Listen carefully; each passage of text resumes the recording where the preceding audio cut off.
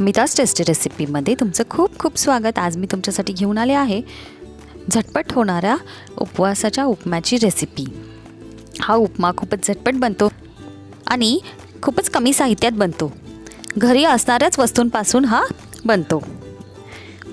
तर तुम्ही हा उपमा नक्की ट्राय करा नवरात्रीच्या उपवासासाठी। इतर वेळी देखील आपण हा उपमा बनवून खाऊ शकतो, कारण की हा जी भगर असते ही खूपच गुणकारी अशी आहे। ह्यामध्ये भरपूर प्रमाणात कॅल्शियम पोटॅशियम असतं, फायबर्स असतात आणि ही भगर डायबिटिक लोकांसाठी देखील भरपूर प्रमाणात फायदेशीर ठरते।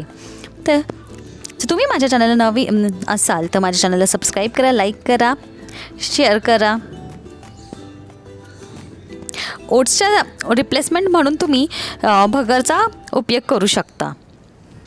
झटपट आपण बघून घेऊया याची कृती आणि याचं साहित्य। 1 वाटी भगर 2 पाण्यात भिजवून ठेवली आहे, बटाटा, कोथिंबीर, ओला नारळाचा कीस, जिरे, शेंगदाण्याचा कूट, हिरवी मिरची आणि शेंगदाणे आणि हे आहे साजूक तूप। आता एक मी पॅन गरम करायला ठेवला आहे। पॅन तापल्यावरती आपण ह्यामध्ये घालायचं आहे तूप।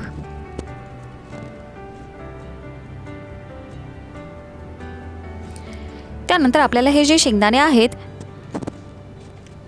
ते आपल्याला तळून घ्यायचे आहे त्या तुपामध्ये।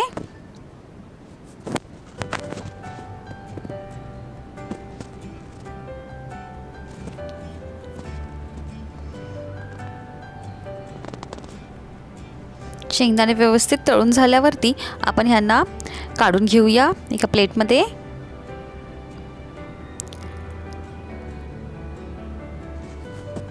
आता हे तुपामध्ये आपण घालणार आहोत जिरे।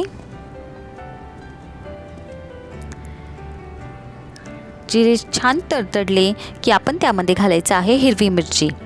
इथे मी 1 हिरवी मिरची घेतली आहे, त्यांना उभं कापून घेतलं आहे।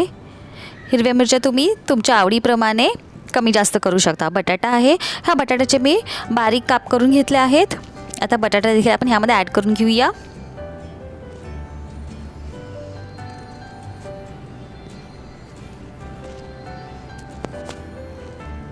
आणि ह्याला व्यवस्थित मिक्स करून घेऊया। आता ह्या स्टेजला आपण इथे मीठ देखील घालून घेऊया।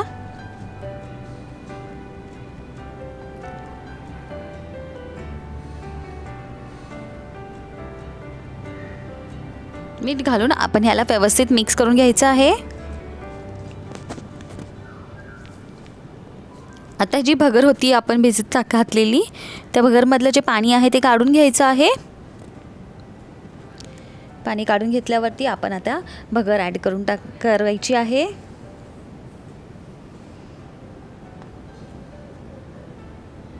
आणि ह्याला व्यवस्थित असं परतून घ्यायचं आहे साधारण 1 ते 2 मिनिटासाठी।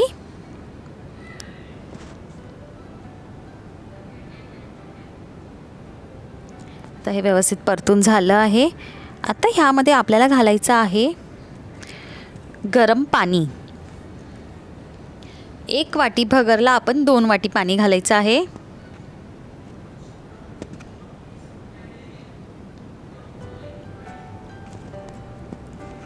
आता आपण ह्याला झाकून 4 ते 5 मिनिटासाठी शिजवून घ्यायचं आहे।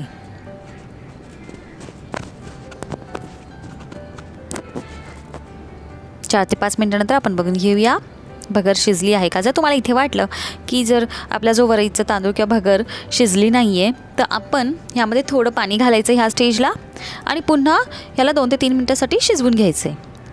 आता आपली भगर पूर्णपणे शिजली आहे, तर आपला उपमा रेडी आहे।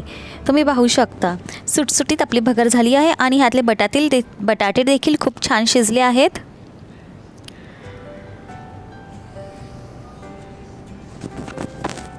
आता इथे आपण घालणार आहोत शेंगदाण्याचा कूट। शेंगदाण्याचा कूट घालून आपण ह्याला मिक्स करून घेऊया आणि जे आपण तळलेले होते शेंगदाणे स्टार्टिंगला ते आपण इथे ॲड करूया आणि व्यवस्थित मिक्स करून घेऊया सर्व। आता आपला उपमा रेडी झाला आहे सर्व करण्यासाठी। उपमाला आपण सर्व करून घ्यायचं आहे। जर तुम्ही माझ्या चॅनलवर नवीन असाल तर माझ्या चॅनलला सबस्क्राईब करा, लाईक करा, कमेंट करा आणि या रेसिपीला शेअर करा। थँक्यू।